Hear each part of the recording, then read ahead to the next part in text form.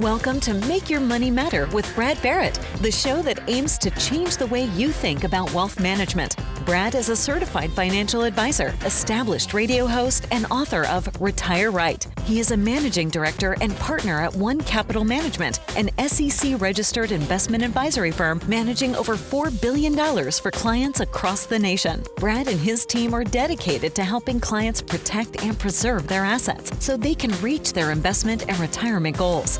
And now, your host of Make Your Money Matter, Brad Barrett. What's up, everyone? Welcome to Make Your Money Matter. This is the show dedicated to helping you create a better relationship with your money. I'm your host, Brad Barrett.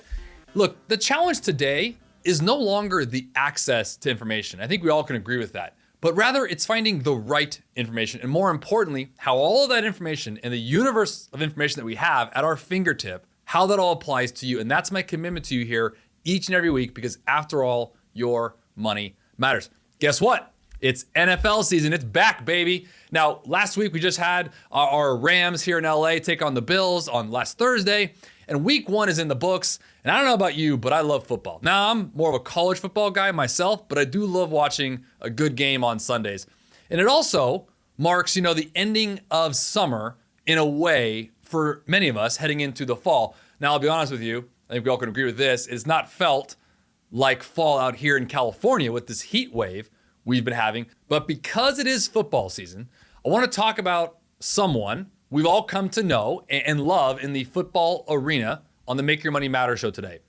What Rob Gronkowski, the Gronk, can teach us is amazing when it comes to money, and I'll understand why, especially about saving for retirement. We all know big spenders live for now. That might be you, but just in general, big spenders live for now, but their future-oriented counterparts, like Gronk, who would rather skip flashy spending in favor of what he deems a simple life and an early retirement, as we recently saw for those NFL fans out there who he retired, obviously came back to the Buccaneers, but is retired at a relatively early age for an athlete. Now, here's what I want you to know about Rob Gronkowski. First off, he became famous in January 2019 for more than his football prowess. He was retiring at that point after 9 seasons, and get this, without ever having touched his NFL salary. Many people don't know that. And I want to reiterate that he's retiring after 9 seasons. He came back, but he retired then after 9 seasons without touching his NFL pay. Imagine that for a second. He had made his way through his career living only on his endorsement money. Now, for Rob Gronkowski, this helped him save over $50 million. Now, quick aside, understandably, myself included, few of us will have the ability to save that amount. However, I think it's fun for us to explore what we can learn from him about the, as I say often, the often too taboo subject of money and savings, because that's what we're all about here at One Capital Management. And on the Make Your Money Matter show, we love talking about this. And the first thing I want to bring up is living within your means and save for retirement. Oh yeah, Brad, I haven't heard that before, but it's important. According to Yahoo Finance, Americans are delaying retirement, and 64% of them will retire broke. Crazy. Now, it's predicted that another 19% will retire with less than $10,000. Friends, as a financial advisor for nearly 20 years, this is why I do this show. This is the kind of stats that I read every week that makes me so sad, because I know we can help ourselves with the right knowledge and the right stewardship that I want to provide for our clients here at One Capital Management and for you watching and listening here on the Make Your Money Matter show. So that 19% of people who will retire with less than $10,000, my heart bleeds for them, because I want them to hear this show, to hear an advisor who actually cares, to make sure they don't become a statistic in that environment. Now, this all paints a grim picture for retirement, right? Now, if you're not careful, that can be you. So saving for your golden years is about ensuring you don't retire without the gold, right? Can't be called your golden years if you haven't saved the gold. Now, if you're going to save for your golden years, you want to save to have the gold to do that. You want to have to start with the basics. You want to live within your means. Well, Brad, I was raising a family. I mean, inflation is going rampant right now. I was trying to put my kids through school or pay down on a mortgage. Fully aware, life, especially in many states like here in California, is expensive. For those listening here and again, watching here for our neighbors here in California, we get it. It's expensive to live. It's expensive to raise a family. It's expensive to feed ourselves and be healthy about feeding ourselves. As we all know, nowadays, this organic this and this non-processed that, it's expensive. But understanding your budget and really focusing on what my wife Veronica always says, taking care of your tomorrow self, which is basically living within your means today and saving for retirement. Now, quick stop for a second. As I always say each week, the word retirement needs to be defined. And I think it's important for us to define the word retirement. Being financially free, not dependent on an income source, whether that's at 40 or 60 or 70, that's not the point right now. The point is being financially free, because Robert Gronkowski, as a great example, retired relatively young in his mid 30s. So you got to think about this in a concept of age is not always the marker of retirement. Now, do yourself a benefit, not just for yourself today, but for your tomorrow self, and do that first and very most important step. Now, for Rob Gronkowski, his means were equivalent to the income generated from endorsement deals and not on his unguaranteed NFL salary. I said that importantly here because the salary he received from the NFL, his NFL contracts, like many of the athletes in the NFL, are not guaranteed. And Gronkowski realized something that I think is really powerful. And that's why I want to focus on him today, not just the fact that it's the mark of the football season. He realized that living within your means is not about the digits on your paycheck because his were large. Instead, it is more important to pay more attention to your net income. The lesson for all of us here that I want to take away on this first step is that you should prioritize saving before spending. I know that's not an aha moment, but it's important. So that saving money to you becomes a habitual part of how you manage your finances. Now, what I also love about Gronk was he had a lot of advice to young people. Now, I want to share that with everyone listening today and everyone watching today, because I think it really go across any age spectrum. I mean, financially, Gronkowski lives by a core principle: keep it simple. Now, we've all heard that before, right? The K.I.S.S analogy, keep it simple, stupid. But this for him means he buys only what he needs to be comfortable and not more. But being quote unquote simple, look, it's not appealing to most people.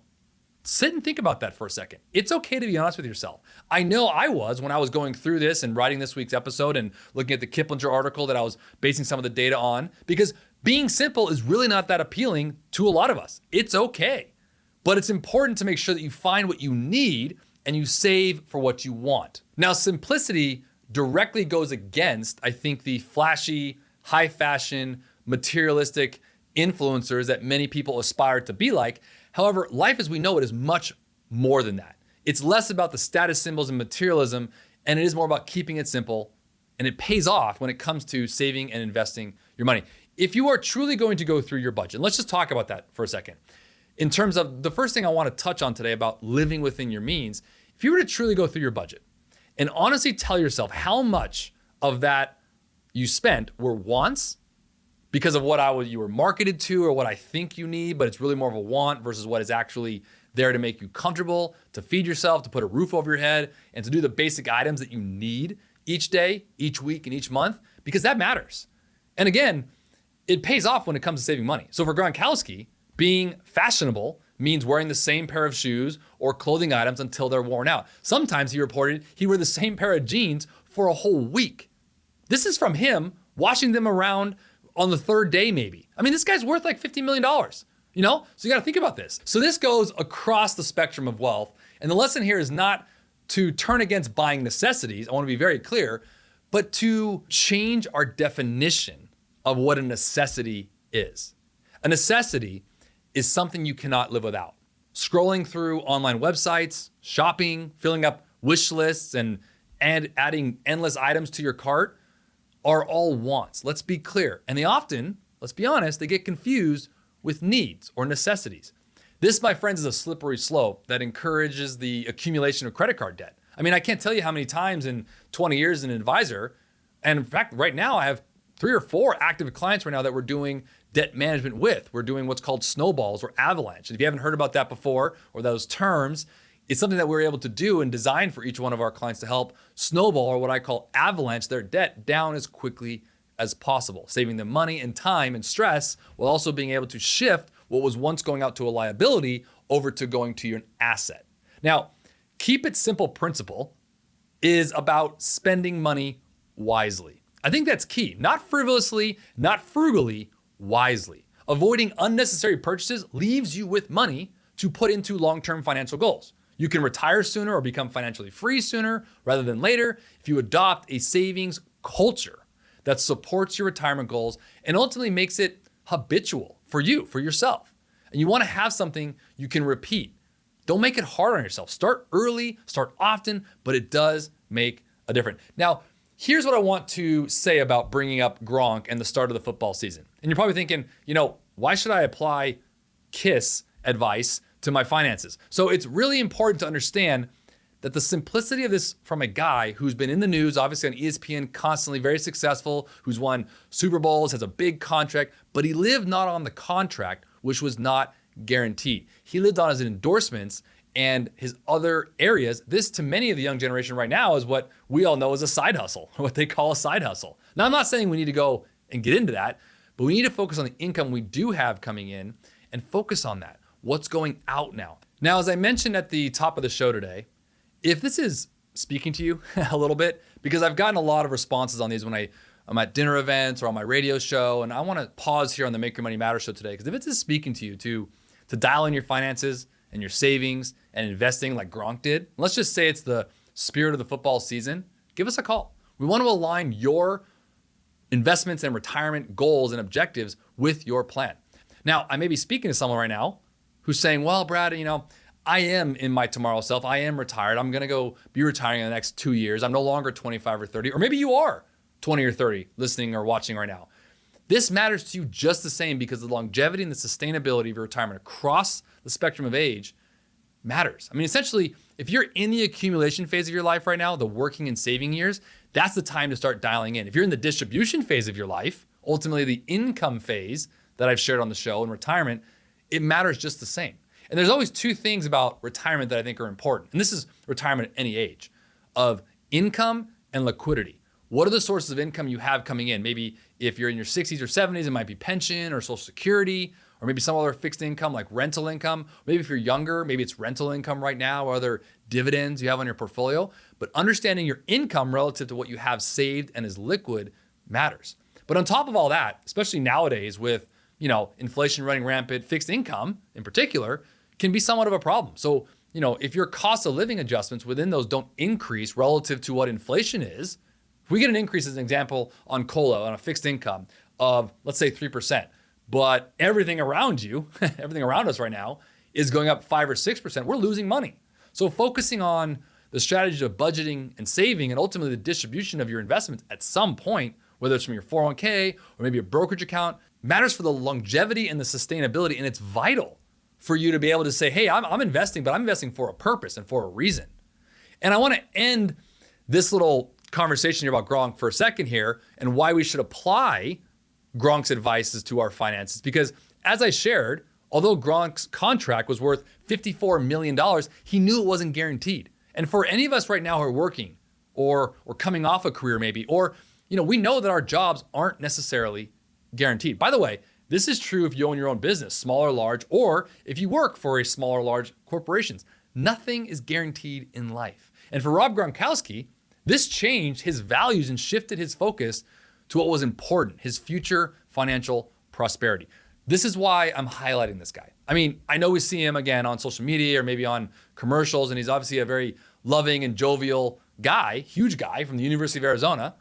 And what's interesting about this to me is that at a young age, this guy was dialed. I mean, he wanted to make sure that his tomorrow self was taken care of while also living for today. I think of all my clients in the 20 years I've been doing this, and anyone out there watching or listening right now, myself included, and my wife Veronica, we talk about this constantly. How do we live for today while also preparing for tomorrow? Now, I'm going to share you a little secret here that I talk about this every week, so I guess it's not really that much of a secret. If you're watching the Make Your Money Matter show or you're listening here, planning wins out. Yep, I know, boring, I get it, but that's how you take care of tomorrow as well as live for today. That's how you're able to do that.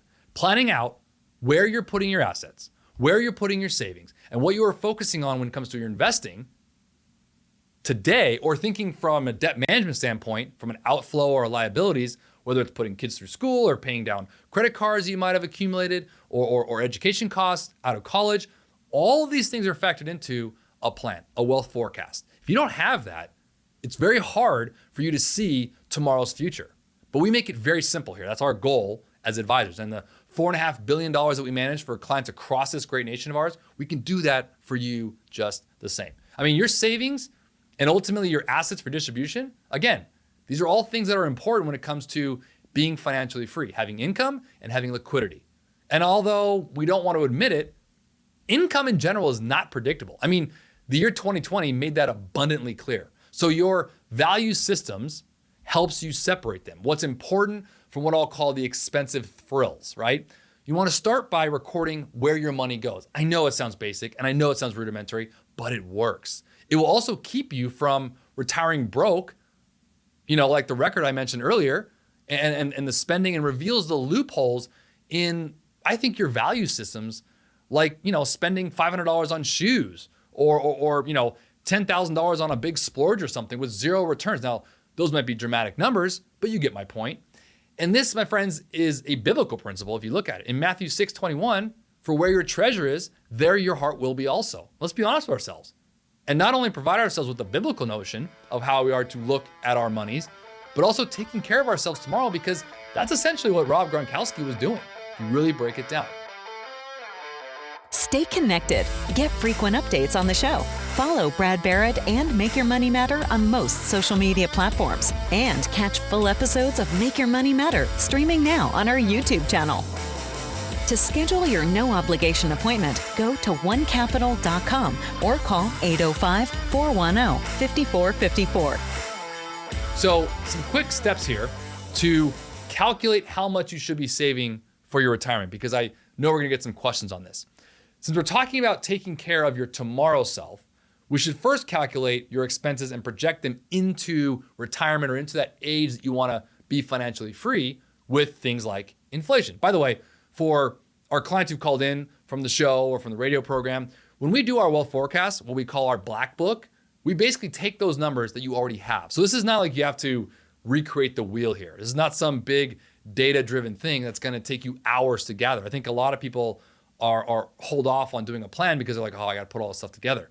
Our job is to take what I think you know already, we'll call them two-dimensional numbers, and we make them three-dimensional. We make them dynamic. We do that by adding things like inflation to them. We do that by adding conservative rates of returns and seeing what the next 5, 10, 15, 20 years look like. And then we provide what we call a Monte Carlo scenario. Basically, it stress tests about 1,000 different variations of the market over the history and where your plan falls. Wouldn't you want to see that? I mean, it's really important to know if you could project predictably, not guaranteed, but predictably, where your money will go in 5, 10, or 15 years. And you can be aggressive with that stress testing. I'll call it saying you have, let's say, ancillary $10,000 every year of stuff that you just don't know about, whether it's a trip or something needs to be fixed. We can plug that in there. We can put all of that in there so you can see where all this goes. Because the last thing we want is paralysis by analysis. We don't want that. We want to be able to see the plan and build towards it. And we need to start first by calculating your expenses and projecting them into retirement. Now, again, one of this is inflation, as I mentioned. We use this and we do this by using reasonable distribution rates to live off of when you want to be retired or financially free. Let's say we use a 5% distribution rate. A very sustainable national historic average is 5%. And a 5% distribution rate is basically a withdrawal on an annual basis from whatever you saved. And you can figure out how much you need to save up to support yourself on that number. Wouldn't you want to know that? Because this is one of the things I've noticed in 20 years of being a fiduciary advisor for my clients that we just don't realize. We can actually attach some very predictable numbers and realize daily that, okay, I'm spending or saving, that $100 a month into my 401k. What's it going to look like in 20 years or 10 years or 30 years? You can run those numbers with a very predictable and sustainable situation because you can use conservative rates. We will help you do that. A good advisor will help you do that. I mean, think about this. Wouldn't you want to know if you're investing right now where that's going to go? Doing a stress test 1,000 different ways to see if all the market cycles where this might end up?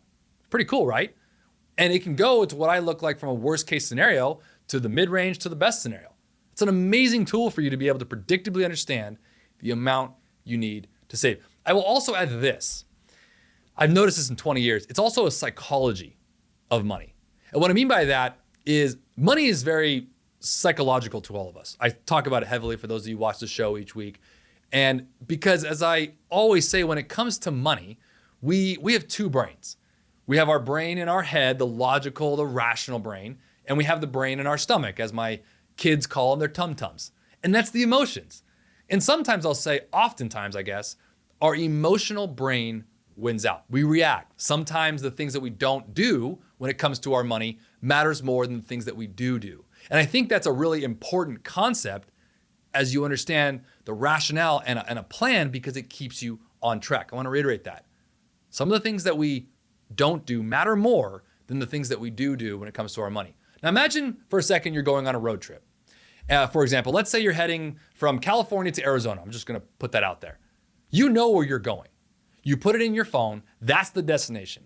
Now you may veer off to do a gas station stop. Maybe you have to go to the bathroom, something like that, especially if you're traveling with kids. Real quick aside, just did a trip with my kids. It was about a 3-hour drive. We stopped about 3 or 4 times for everything under the sun. It went from 3 hours to 4.5 like that. Anyone with kids or grandparents, you know what I'm talking about. So there are things that will derail you. But in my example of my kids, we ended up at the destination. It's a great example of a plan. You will have the plan in place and the destination you have in mind. But here's the thing. Most people don't have the destination in mind. They don't know the number they're trying to get. So it's like you're sitting out there and you're basically putting this money out there, and all the anxieties and fears you have about the market is because you don't know where you're headed. And our job as advisors is to help you understand and bring you back to the freeway, bring you back to the route. You might veer off, that's okay, but our job is to bring you back. And the idea is making sure that those stops, those stop-offs, don't hurt you. That's the analogy that I've been talking about heavily over the past couple years. And it's really just like this year, for example, in the last 8-9 months, we've seen in the market, because volatility will make us get off the freeway. It will make us think we need to get off. It will make us think we have to move off of our path that we hadn't planned on taking. So if you understand and think about this logically for a second, if you know you have a destination in mind, and we can help you provide you with that, you might take some deviations, it might take some offshoots here, but you'll know as you talk to an advisor that your goal is to get there. Your goal is to build the destination, because many times when you do a financial plan or someone starts out investing, they talk about what to invest in, how much they should invest. But my focus is, where are you going? What's the destination? What are your goals and objectives with your money? Making sure your destination is sound, that's a well-forecasted plan. That's what a proper financial plan will do. And again, it's not something you have to build and spend a whole bunch of hours on. For some data, we can do this with the numbers you already have. You have your own numbers, you know them. You know what you're paying for rent or mortgage or everything else. And as just mentioned, once you understand your distribution rate, that 4 to 5%, we then can discount that back using, again, a reasonable conservative rate of return, let's say 5%, by using the same simple method. You now have a better idea of how much you need to have saved up to then live off of your money for the rest of your life. And this highlights back to the original conversation, the whole thing of understanding what you have going out when you have a goal in mind and the objective in mind. All that kind of stuff becomes almost smaller, those budgetary items. You're like, I don't want to spend that $30 on those pair of shoes.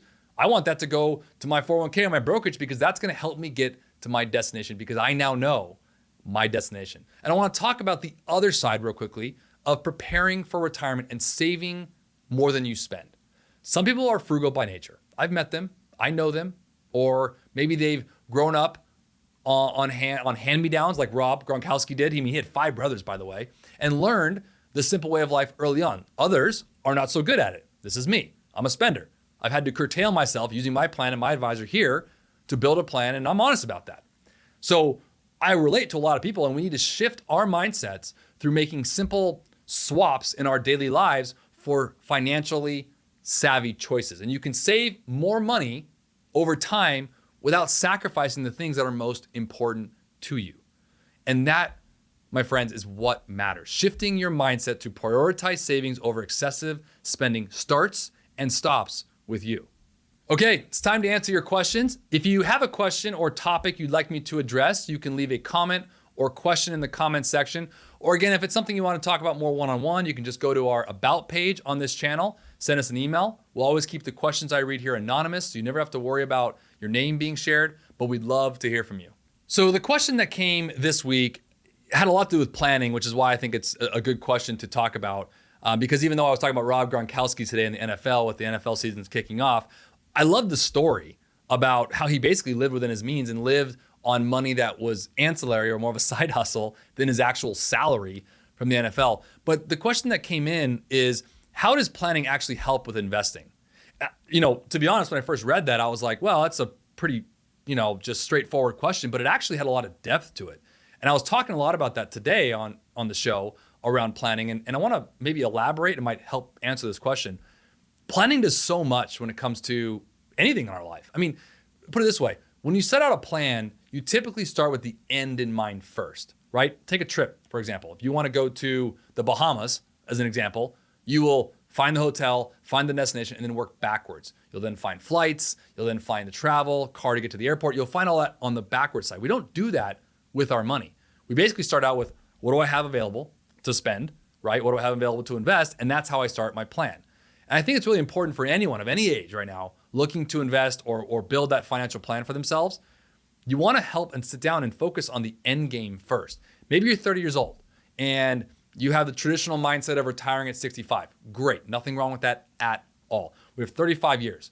We need to put some assumptions there of inflation, historical conservative rates of return, and figure out, okay, how much do you want to live off of? Well, Brad, I need about $5,000 a month in tomorrow's dollars, basically 35 years from now, dollars, today, to live on. All right, so we basically say, okay, how much is it gonna take us to get to a number that we can pull 5% from to equal $60,000 a year or $5,000 a month?